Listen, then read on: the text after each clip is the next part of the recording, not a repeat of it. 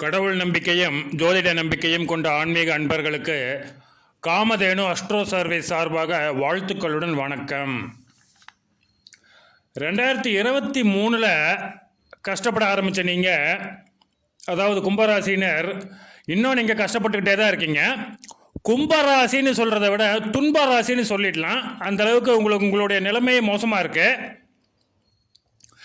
ஏன்னா உங்கள் ராசியாதிபதி சனீஸ்வர பகவான் ராசியில் அமர்ந்தாலும், ஆட்சியுடன் மூலத்திரிகோணம் என்னும் வலிமையை பெற்றாலும், தனது எடுபடியான தனது அடிமையான ராகுவிடம் மாட்டிக்கொண்டு உங்களுக்கு உதவி செய்ய முடியாமல் தவித்தார். இப்ப அவர் மீனராசிக்கு செல்வது உங்களுக்கு விடுதலை கிடைச்ச மாதிரிங்க. ஏன்னா ராகு கிட்ட தப்பிச்சது மட்டும் இல்லாம தனது மீனராசி பயணத்தின் போது ஏதாவது ஒரு வகையில் குரு பகவானின் பார்வையை பெற்றுக்கொள்கின்றார். அதனால எப்படி நல்ல பலன்கள் கிடைக்கும், என்னென்ன நல்ல பலன்கள் கிடைக்கும் அப்படின்னு நீங்க தெரிஞ்சுக்க ஆசைப்பட்டீங்கன்னா அதுக்காகவே தனியாக ஒரு வீடியோ ஒன்று போட்டிருக்கோங்க. டிஸ்கிரிப்ஷனில் லிங்க் இருக்குங்க, அதை நீங்கள் கிளிக் பண்ணி பார்த்துக்கலாம். குடும்பத்தில் உள்ளவர்களிடம் சண்டைகளும் சங்கடங்களும் சச்சரவுகளும் ஏற்படும் என்று பொதுவாகவே சொன்னாலும், மூத்த சகோதர சகோதரிகளிடம் விலகி இருப்பது நல்லதுங்க.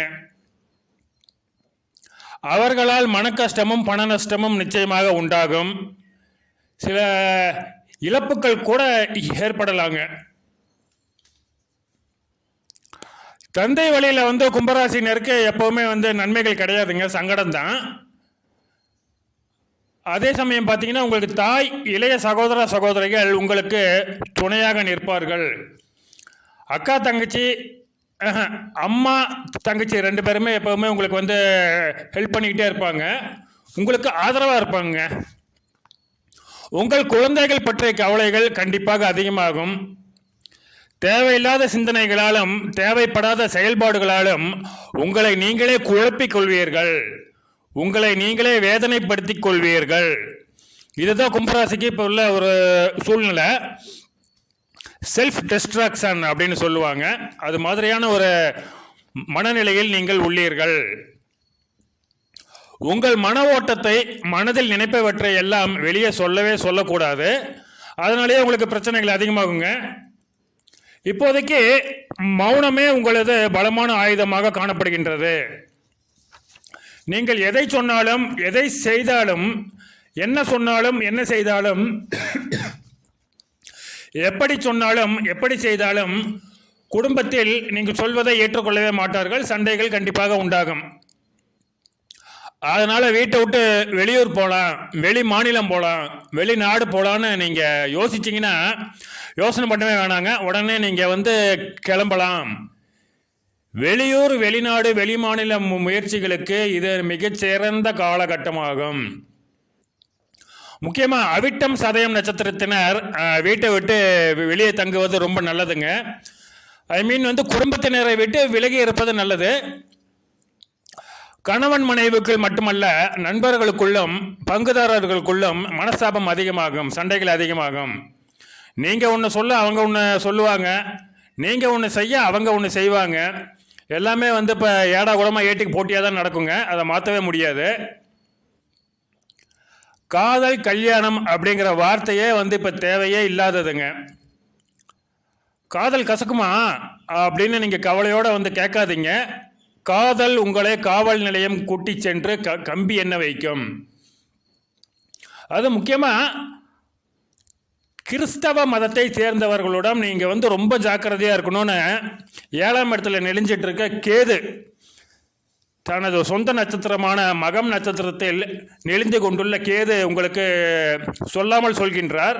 அவர் என்னென்ன பண்ணுவாருங்கிறதே ஒரு தனி வீடியோவை போட்டிருக்கோங்க. அதுக்கும் டிஸ்கிரிப்ஷனில் லிங்க் இருக்குங்க, பார்த்துக்கலாம். கிறிஸ்தவர்களிடம் சகல விஷயத்திலும் கவனமாக இருக்க வேண்டும் என்பதை தெளிவாக சொல்லிக் கொள்கின்றேன். வேலை, தொழில், வியாபாரத்தில் நேரடியாக எதிர்ப்புகள் இல்லை என்றாலுமே முன்னுக்கு மேல் பேசுபவர்கள் அதிகமாக காணப்படுவார்கள். பதவி உயர்வு உங்களுக்கு கிடைக்கலனாலுங்க சம்பள உயர்வு கிடைக்குங்க, லோன் கிடைக்கும், கடன் கிடைக்கும். அதாவது பணத்துக்கு உங்களுக்கு பிரச்சனை இல்லை. ஆனால் மனதிற்கு பிரச்சனை, மனநிலை கண்டிப்பாக பாதிக்கப்படும். ரொம்ப டென்ஷனாக இருக்க, டிப்ரெஷன் அதிகமாகிடுச்சு, ஸ்ட்ரெஸ் என்ன இவ்வளோ இருக்கு, ஒர்க்லோட தாங்கவே முடியலையே அப்படின்னு மதுபானம் சாப்பிட போனீங்கன்னா அங்கே அதுக்காகவே காத்துட்ருக்கார் ராகு. உங்களுக்கு சமாதி கட்ட குழி தோண்டி வச்சு காத்துட்ருக்காருங்க ராகு. நீங்கள் மதுபானம் பக்கம் போனீங்கன்னா உங்களை உள்ளதள்ளி மூடிடுவார்.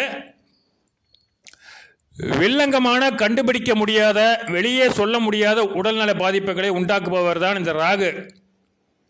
அவர் உங்களுக்கு எல்லா சிக்கல்களையும் கண்டிப்பாக பண்ணுவாருங்க. கடன் அதிகமானாலும், செலவுகள் கட்டுக்கடங்காமல் போனாலும் மனதை கட்டுப்படுத்த வேண்டிய சூழ்நிலையில் நீங்கள் இருக்கீங்க.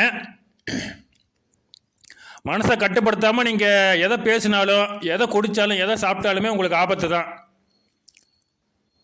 திரவங்கள் சம்பந்தமான வேலை, தொழில், வியாபாரம் செய்பவர்கள் மிகுந்த லாபம் அடைவாருங்க.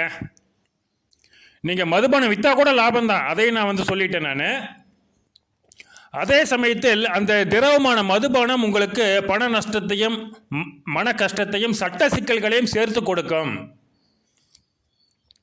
அசைவம் சாப்பிடும் பழக்கம் உள்ளவர்கள் சொந்த காசில் சூனியம் வச்சுக்கிற மாதிரி உடல் நலனும் கெடும், குடல் நலனும் கெடும், மனநலனும் கெடும்.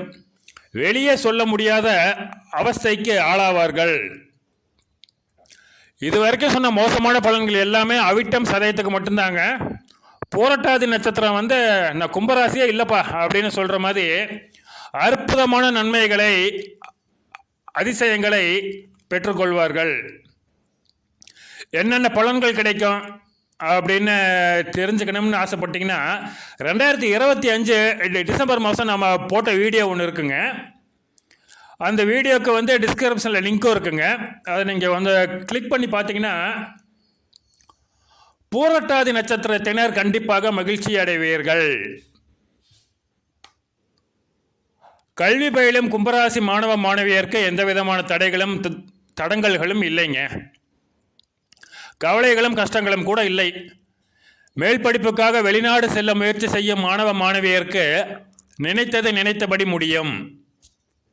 கல்வி கடன் கேட்டவுடன் கிடைக்கும். அதே மாதிரி பார்த்தீங்கன்னா இவங்க வீடு வாங்குவது, நிலம் வாங்குவது, வாகனம் வாங்குவது, இதை பற்றிலாம் நினைக்கவே நினைக்காதீங்க. உங்கள் வாழ்க்கை பயணம் மட்டும் இல்லைங்க, உங்களுடைய வாகன பயணமும் கவனமாக கையாளப்பட வேண்டும். நீங்கள் நல்லபடியாக வண்டி ஓட்டினாலும் உங்கள் மேலே எவனாவது வண்டியை கொண்டாந்து இடிச்சிட்டு பழியையும் உங்கள் மேலேயே போட்டுட்டு அவன் தப்பிச்சுக்குவான். சூழ்நிலை அந்த மாதிரி இருக்குது. நீங்கள் ராகு கேதுக்குள்ளே நீங்கள் பயங்கரமாக மாட்டியிருக்கீங்க. கவனம் தேவை. கோவில் கண்டிப்பாக கும்பராசி ராசினர் வாழ்நாள் முழுவதுமே திருநள்ளாறு கண்டிப்பாக செல்ல வேண்டும். மாதம் ஒரு தடவை போக முடிஞ்சாலும் நீங்கள் சந்தோஷமாக போயிட்டு வாங்க. காளகஸ்தி சென்று வழிபடுவது மனநலனையும் உடல் நலனையும் மேம்படுத்தும். குருவாயூர் சென்று வழிபட வேண்டியதும் அவசியமாகும். கண்டிப்பாக நீங்கள் பரிகாரம் செஞ்சு ஆக வேணும் சனீஸ்வர பகவானுக்கு. ஆனால் காஸ்ட்லியாக, எக்ஸ்பென்சிவாக எதுவும் நீங்கள் பண்ண வேண்டியது இல்லைங்க. எளிமையான பரிகாரங்களுக்குமே மிகவும் மகிழ்ச்சியுடன் உங்களுக்கு ஓடோடி உதவி செய்வார் உங்கள் ராசியாதிபதி சனீஸ்வர பகவான். கால்கள் பாதிக்கப்பட்டவருக்கு சில உதவிகள் செய்யணும்னு நான் முன்னாடியே சொல்லியிருக்கேங்க. அதை அவங்களுக்கு 5 10 பிச்சை போடுற மாதிரி கிடையாதுங்க. அதை அவங்களை அவமானப்படுத்துவது மாதிரி அதை சனீஸ்வர பகவான் ஏற்றுக்கொள்ள மாட்டார், கோபப்படுவார். கால்கள் பாதிக்கப்பட்டவங்க ஏதாச்சும் இப்போ வியாபாரம் செஞ்சாங்கன்னா, ஏதோ ஒரு டீ கடை இல்லைன்னா ஒரு தள்ளு வண்டியில் பலகார கடை, தள்ளு வண்டியில் ஏதாச்சும் இட்லி தோசை மாதிரி சுட்டு வித்துட்டு இருந்தாங்கன்னா நீங்கள் போய் சாப்பிடலாம். அது நல்லா இல்லைனாலும் ஏதோ 1 2 சாப்பிட்டு வைங்க. இல்லை உங்கள் ரோட்டில் ஏதாச்சும் இந்த ஊதுபத்தி, இந்த சோப்பு, இந்த துண்டு, கர்ச்சீஃபு இது மாதிரி விற்றுக்கிட்டு வந்தாலும் ஏதோ 1 2 வாங்கி வச்சுக்கோங்க. அது சனீஸ்வர பகவானை சந்தோஷப்படுத்தும். சனீஸ்வர பகவானின் காரகங்களால் பாதிக்கப்பட்டவருக்கு நீங்கள் உதவி செய்வது சனீஸ்வர பகவானை மிகவும் மகிழ்ச்சி அடைய வைக்கும். அவர் உங்களுக்கு பல மடங்கு உதவி செய்வார். அவருடைய வாகனமான காகத்துக்கும் நீங்கள் உணவு வைக்கணுங்க. தயிர் சாதம் வைக்கலாம். தயிர் சாதத்தில் கொஞ்சம் எள் கலந்து வைக்கலாம்.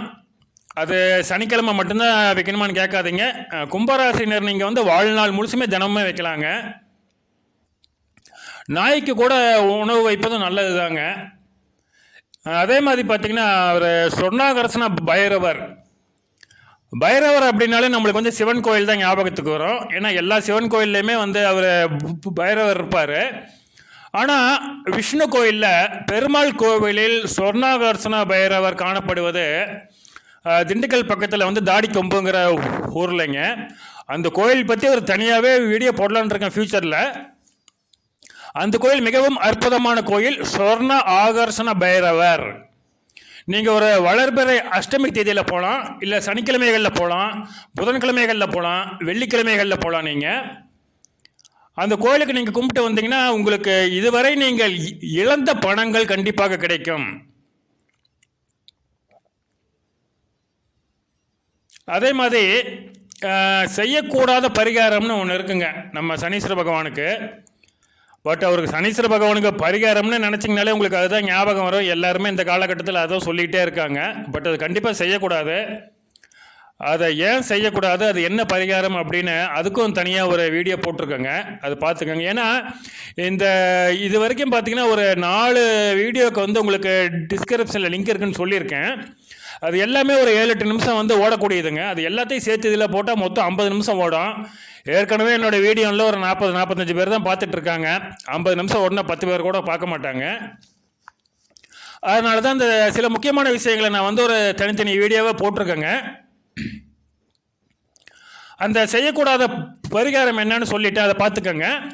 அதே மாதிரி செய்யக்கூடாத இன்னும் சில விஷயங்களை நான் வந்து முன்னாடியே சொல்லியிருக்கேன். மறுபடியும் உங்களுக்கு ஞாபகப்படுத்த வேண்டியது என்னுடைய கடமை. 1, மாமிசம் என்னும் அசைவ உணவுகளை சாப்பிடுவது. அது உடல் நலத்தையும் குடல் நலத்தையும் கண்டிப்பாக பாதிக்கும். இன்னொன்று மதுபானம். நீங்கள் மதுபானம் குடிக்க நினைத்தால் மதுபானம் உங்களை குடித்துவிடும், ஜாக்கிரதை.